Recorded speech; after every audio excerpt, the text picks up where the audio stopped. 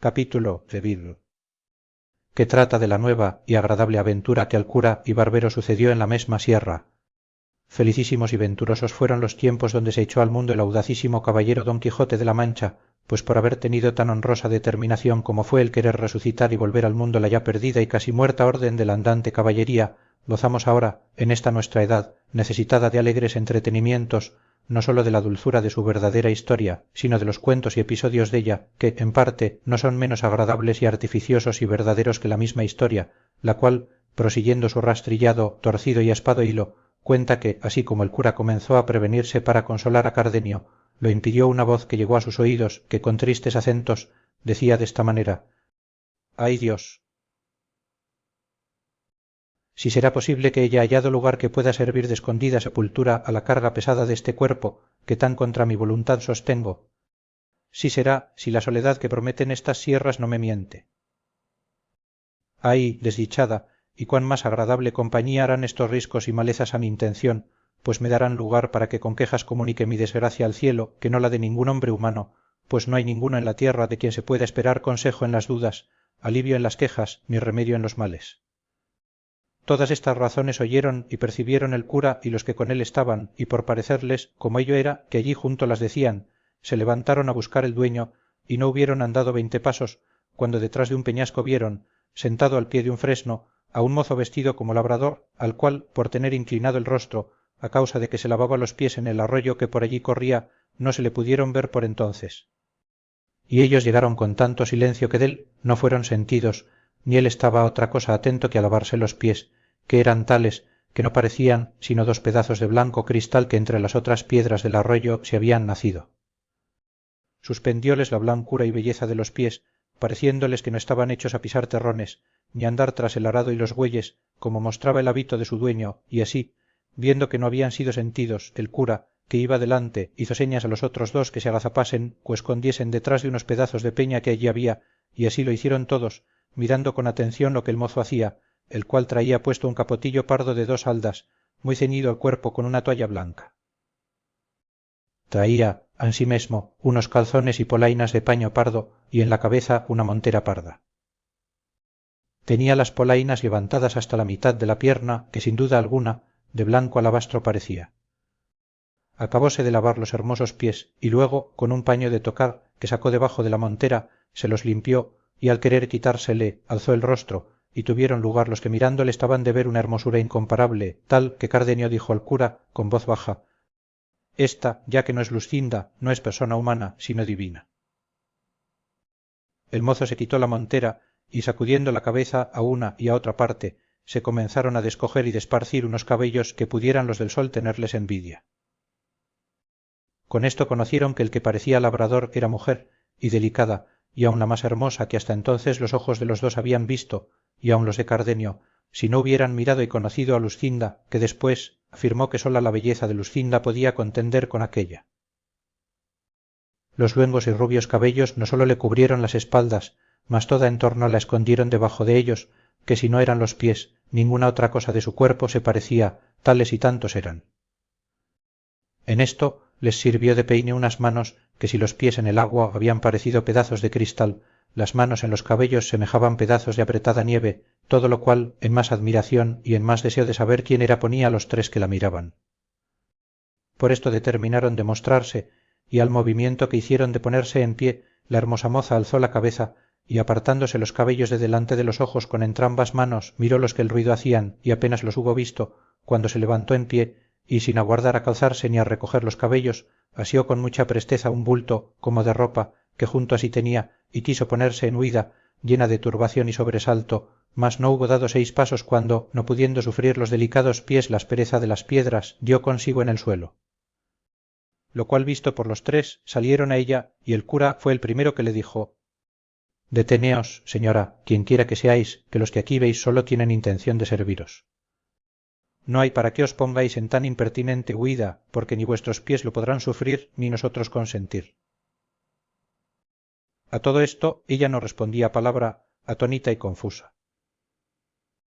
Llegaron, pues, a ella, y asiéndola por la mano el cura prosiguió diciendo: lo que vuestro traje, señora, nos niega, vuestros cabellos nos descubren, señales claras que no deben de ser de poco momento las causas que han disfrazado vuestra belleza en hábito tan indigno y traídola a tanta soledad como es ésta, en la cual ha sido ventura el hallaros, si no para dar remedio a vuestros males, a lo menos para darles consejo, pues ningún mal puede fatigar tanto ni llegar tan al extremo de serlo, mientras no acaba la vida, que rehuya de no escuchar siquiera el consejo que con buena intención se le da al que lo padece. Así que, señora mía, o señor mío, o lo que vos quisiérdes ser, perded el sobresalto que nuestra vista os ha causado y contadnos vuestra buena o mala suerte, que en nosotros juntos, o en cada uno, hallaréis quien os ayude a sentir vuestras desgracias. En tanto que el cura decía estas razones, estaba la disfrazada moza como embelesada, mirándolos a todos, sin mover labio ni decir palabra alguna, bien así como rústico aldeano que de improviso se le muestran cosas raras y del jamás vistas. Mas, volviendo el cura a decirle otras razones al mesmo efeto encaminadas, dando ella un profundo suspiro, rompió el silencio y dijo: pues que la soledad destas sierras no ha sido parte para encubrirme, ni la soltura de mis descompuestos cabellos no ha permitido que sea mentirosa mi lengua, en balde sería fingir yo de nuevo ahora lo que, si se me creyese, sería más por cortesía que por otra razón alguna. Presupuesto esto, digo, señores, que os agradezco el ofrecimiento que me habéis hecho, el cual me ha puesto en obligación de satisfaceros en todo lo que me habéis pedido, puesto que temo que la relación que os hiciere de mis desdichas os ha de causar, al par de la compasión, la pesadumbre, porque no habéis de hallar remedio para remediarlas ni consuelo para entretenerlas. Pero, con todo esto, porque no ande vacilando mi honra en vuestras intenciones, habiéndome ya conocido por mujer y viéndome moza, sola y en este traje, cosas todas juntas, y cada una por sí, que pueden echar por tierra cualquier honesto crédito, os habré de decir lo que quisiera callar si pudiera. Todo esto, dijo sin parar la que tan hermosa mujer parecía, con tan suelta lengua, con voz tan suave que no menos les admiró su discreción que su hermosura. Y tornándole a hacer nuevos ofrecimientos y nuevos ruegos para que lo prometido cumpliese, ella, sin hacerse más de rogar, calzándose con toda honestidad y recogiendo sus cabellos, se acomodó en el asiento de una piedra y puestos los tres alrededor de ella, haciéndose fuerza por detener algunas lágrimas que a los ojos se le venían, con voz reposada y clara, comenzó la historia de su vida de esta manera: en esta Andalucía hay un lugar de quien toma título un duque que le hace uno de los que llaman grandes en España. Este tiene dos hijos, el mayor, heredero de su estado, y al parecer, de sus buenas costumbres, y el menor, no sé yo de qué sea heredero, sino de las traiciones de Bellido y de los embustes de Galalón. De este señor son vasallos mis padres, humildes en linaje, pero tan ricos que si los bienes de su naturaleza igualaran a los de su fortuna, ni ellos tuvieran más que desear, ni yo temiera verme en la desdicha en que me veo, porque quizá nace mi poca ventura de la que no tuvieron ellos en no haber nacido ilustres. Bien es verdad que no son tan bajos que puedan afrentarse de su estado, ni tan altos que a mí me quiten la imaginación que tengo de que de su humildad viene mi desgracia. Ellos, en fin, son labradores, gente llana, sin mezcla de alguna raza malsonante, y como suele decirse, cristianos viejos ranciosos, pero tan ricos que su riqueza y magnífico trato les va poco a poco adquiriendo nombre de hidalgos y aun de caballeros. Puesto que de la mayor riqueza y nobleza que ellos se preciaban era de tenerme a mí por hija, y así por no tener otra ni otro que los heredase como por ser padres y aficionados, yo era una de las más regaladas hijas que padres jamás regalaron. Era el espejo en que se miraban, el báculo de su vejez y el sujeto a quien encaminaban, midiéndolos con el cielo, todos sus deseos, de los cuales, por ser ellos tan buenos, los míos no salían un punto. Y del mismo modo que yo era señora de sus ánimos, ansí lo era de su hacienda, por mí se recebían y despedían los criados, la razón y cuenta de lo que se sembraba y cogía pasaba por mi mano, los molinos de aceite, los lagares del vino, el número del ganado mayor y menor, el de las colmenas. Finalmente, de todo aquello que un tan rico labrador como mi padre puede tener y tiene, tenía yo la cuenta, y era la mayordoma y señora, con tanta solicitud mía y con tanto gusto suyo, que buenamente no acertaré a encarecerlo. Los ratos que del día me quedaban, después de haber dado lo que convenía a los mayorales, a capataces y a otros jornaleros, los entretenía en ejercicios que son a las doncellas tan lícitos como necesarios, como son los que ofrece la aguja y la almohadilla, y la rueca muchas veces, y si alguna, por recrear el ánimo, estos ejercicios dejaba, me acogía al entretenimiento de leer algún libro devoto o a tocar una arpa, porque la experiencia me mostraba que la música compone los ánimos descompuestos y alivia los trabajos que nacen del espíritu. Esta, pues, era la vida que yo tenía en casa de mis padres, la cual, si tan particularmente he contado, no ha sido por ostentación ni por dar a entender que soy rica, sino porque se advierta cuán sin culpa me he venido de aquel buen estado que he dicho al infelice en que ahora me hallo. Es, pues, el caso que pasando mi vida en tantas ocupaciones y en un encerramiento tal que al de un monesterio pudiera compararse, sin ser vista, a mi parecer, de otra persona alguna que de los criados de casa, porque los días que iba a misa era tan de mañana y tan acompañada de mi madre y de otras criadas, y yo tan cubierta y recatada que apenas vían mis ojos más tierra de aquella donde ponía los pies, y con todo esto los del amor con los de la ociosidad, por mejor decir, a quien los del lince no pueden igualarse, me vieron puestos en la solicitud de don Fernando, que este es el nombre del hijo menor del duque que os he contado. No hubo bien nombrado a don Fernando la que el cuento contaba, cuando a Cardenio se le mudó la color del rostro y comenzó a trasudar con tan grande alteración que el cura y el barbero, que miraron en ello, temieron que le venía aquel accidente de locura que habían oído decir que de cuando en cuando le venía. Mas Cardenio no hizo otra cosa que trasudar y estarse quedo, mirando de hito en hito a la labradora, imaginando quién ella era, la cual, sin advertir en los movimientos de Cardenio, prosiguió su historia, diciendo: y no me hubieron bien visto cuando, según él, dijo después, quedó tan preso de mis amores cuanto lo dieron bien a entender sus demostraciones. Mas, por acabar presto con el cuento, que no le tiene, de mis desdichas, quiero pasar en silencio las diligencias que don Fernando hizo para declararme su voluntad. Sobornó toda la gente de mi casa, dio y ofreció dádivas y mercedes a mis parientes. Los días eran todos de fiesta y de regocijo en mi calle, las noches no dejaban dormir a nadie las músicas. Los billetes que sin saber cómo a mis manos venían eran infinitos, llenos de enamoradas razones y ofrecimientos con menos letras que promesas y juramentos. Todo lo cual no sólo no me ablandaba, pero me endurecía de manera como si fuera mi mortal enemigo, y que todas las obras que para reducirme a su voluntad hacía, las hiciera para el efeto contrario, no porque a mí me pareciese mal la gentileza de don Fernando, ni que tuviese ademásía sus solicitudes, porque me daba un no sé qué de contento verme tan querida y estimada de un tan principal caballero, y no me pesaba ver en sus papeles mis alabanzas, que en esto, por feas que seamos las mujeres, me parece a mí que siempre nos da gusto el oír que nos llaman hermosas. Pero a todo esto se opone mi honestidad y los consejos continuos que mis padres me daban, que ya muy al descubierto sabían la voluntad de don Fernando, porque ya él no se le daba nada de que todo el mundo la supiese.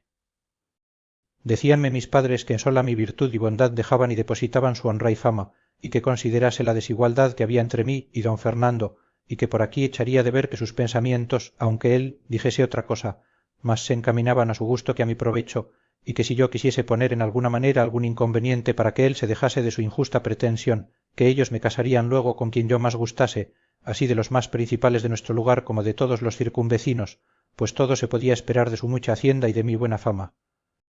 Con estos ciertos prometimientos y con la verdad que ellos me decían, fortificaba yo mi entereza y jamás quise responder a don Fernando palabra que le pudiese mostrar, aunque de muy lejos, esperanza de alcanzar su deseo. Todos estos recatos míos que él debía de tener por desdenes debieron de ser causa de avivar más su lascivo apetito, que este nombre quiero dar a la voluntad que me mostraba, la cual, si ella fuera como debía, no la supiérades vosotros ahora, porque hubiera faltado la ocasión de decírosla. Finalmente, don Fernando supo que mis padres andaban por darme estado, por quitalle a él la esperanza de poseerme, o, a lo menos, porque yo tuviese más guardas para guardarme, y esta nueva o sospecha fue causa para que hiciese lo que ahora veréis.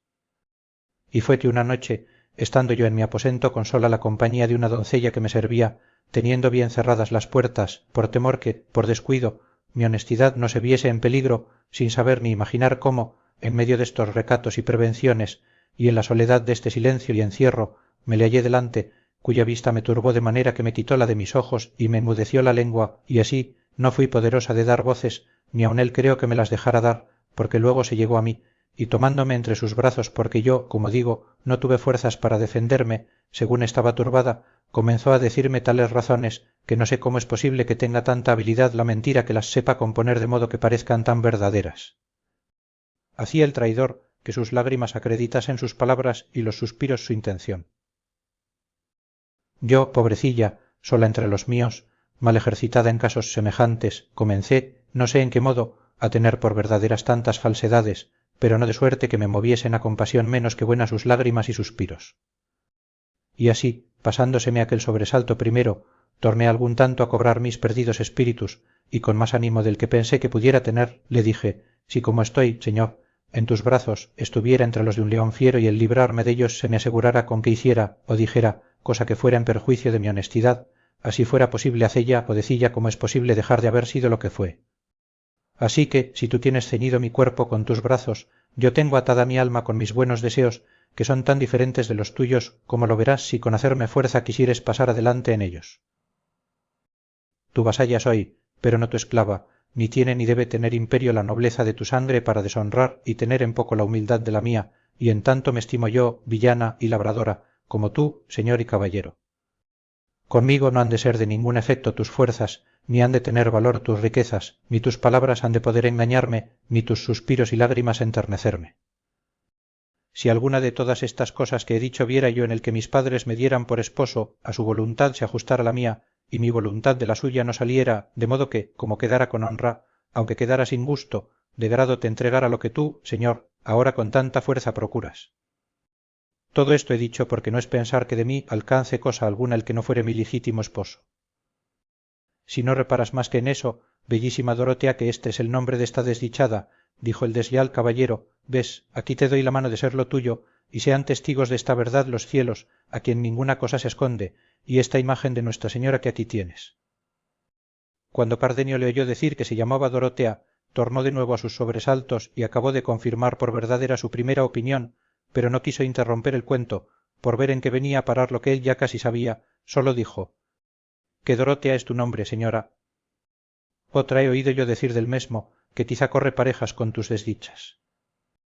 Pasa adelante, que tiempo vendrá en que te diga cosas que te espanten en el mesmo grado que te lastimen. Reparó Dorotea en las razones de Cardenio y en su extraño y desastrado traje, y rogóle que si alguna cosa de su hacienda sabía, se la dijese luego, porque si algo le había dejado bueno la fortuna, era el ánimo que tenía para sufrir cualquier desastre que le sobreviniese, segura de que, a su parecer, ninguno podía llegar que el que tenía acrecentase un punto. No le perdiera yo, señora, respondió Cardenio, en decirte lo que pienso, si fuera verdad lo que imagino, y hasta ahora no se pierde coyuntura, ni a ti te importa nada el saberlo. Sea lo que fuere, respondió Dorotea, lo que en mi cuento pasa fue que, tomando don Fernando una imagen que en aquel aposento estaba, la puso por testigo de nuestro desposorio. Con palabras eficacísimas y juramentos extraordinarios me dio la palabra de ser mi marido, puesto que antes que acabase de decirlas, le dije que mirase bien lo que hacía y que considerase el enojo que su padre había de recebir de verle casado con una villana vasalla suya, que no le cegase mi hermosura, tal cual era, pues no era bastante para hallar en ella disculpa de su yerro, y que si algún bien me quería hacer, por el amor que me tenía, fuese dejar correr mi suerte a lo igual de lo que mi calidad podía, porque nunca los tan desiguales casamientos se gozan ni duran mucho en aquel gusto con que se comienzan.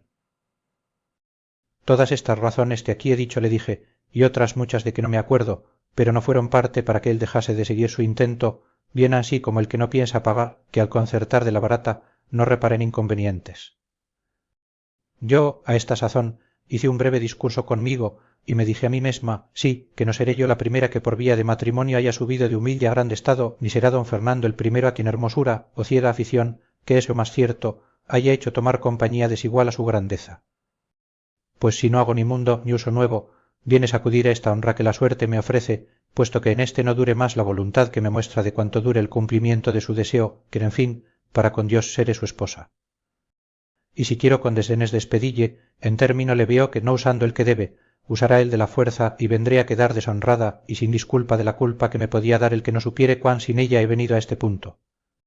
Porque qué razones serán bastantes para persuadir a mis padres y a otros que este caballero entró en mi aposento sin consentimiento mío. Todas estas demandas y respuestas revolví yo en un instante en la imaginación y sobre todo me comenzaron a hacer fuerza y a inclinarme a lo que fue, sin yo pensarlo, mi perdición, los juramentos de don Fernando, los testigos que ponía, las lágrimas que derramaba, y finalmente su disposición y gentileza que, acompañada con tantas muestras de verdadero amor, pudieran rendir a otro tan libre y recatado corazón como el mío. Llamé a mi criada, para que en la tierra acompañase a los testigos del cielo, tornó don Fernando a reiterar y confirmar sus juramentos, añadió a los primeros nuevos santos por testigos, echóse mil futuras maldiciones, si no cumpliese lo que me prometía, volvió a humedecer sus ojos y a acrecentar sus suspiros, apretóme más entre sus brazos, de los cuales jamás me había dejado, y con esto, y con volverse a salir del aposento mi doncella, yo dejé de serlo y él acabó de ser traidor y fementido. El día que sucedió a la noche de mi desgracia se venía aún no tan apriesa como yo pienso que don Fernando deseaba, porque, después de cumplido aquello que el apetito pide, el mayor gusto que puede venir es apartarse de donde le alcanzaron. Digo esto porque don Fernando dio priesa por partirse de mí y por industria de mi doncella, que era la misma que allí le había traído, antes que amaneciese se vio en la calle. Y al despedirse de mí, aunque no con tanto ahínco y vehemencia como cuando vino, me dijo que estuviese segura de su fe y de ser firmes y verdaderos sus juramentos, y para más confirmación de su palabra, sacó un rico anillo del dedo y lo puso en el mío. En efecto, él se fue y yo quedé ni sé si triste o alegre, esto sé bien decir, que quedé confusa y pensativa, y casi fuera de mí con el nuevo acaecimiento, y no tuve ánimo, o no se me acordó, de reñir a mi doncella por la traición cometida de encerrar a don Fernando en mi mismo aposento, porque aún no me determinaba si era bien o mal el que me había sucedido. Díjele, al partir, a don Fernando que por el mesmo camino de aquella podía verme otras noches, pues ya era suya, hasta que cuando él quisiese, aquel hecho se publicase.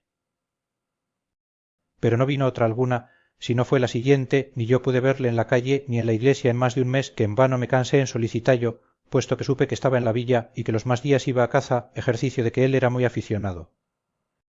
Estos días y estas horas bien sé yo que para mí fueron aciagos y menguadas, y bien sé que comencé a dudar en ellos, y aun a descreer de la fe de don Fernando, y sé también que mi doncella oyó entonces las palabras que en reprehensión de su atrevimiento antes no había oído, y sé que me fue forzoso tener cuenta con mis lágrimas y con la compostura de mi rostro, por no dar ocasión a que mis padres me preguntasen que de qué andaba descontenta y me obligasen a buscar mentiras que decilles.